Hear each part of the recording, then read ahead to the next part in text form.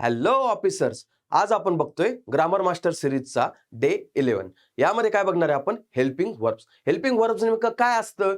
तर मग तो हेल्प करतो कोणाला? तर मेन व्हर्बला. मेन व्हर्बला हेल्प करणारा कोण असतो? तर हेल्पिंग वर्ब. त्यालाच काय म्हणायचंय? Auxiliary verbs. मग कसं एक्झाम्पल बघा बरं.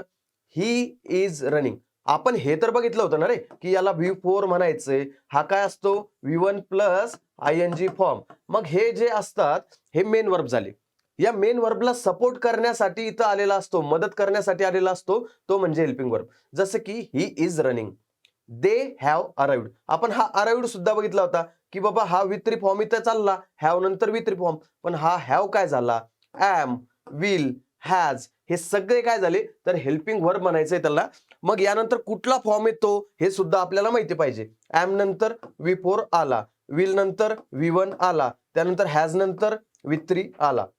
हे जे आहे ना, हे मी तुम्हाला आधीच शिकवलं होतं, बरोबर? तर याच पद्धतीनं आपल्याला helping verb plus main verb यांचा एक कॉम्बो तयार करून आपल्याला एक सेंटेन्स तयार करता येते. ठीक आहे? तर अशाच नवीन इन्फॉर्मेशनसाठी शुभम सर्स अकॅडमी चॅनलला फॉलो करा.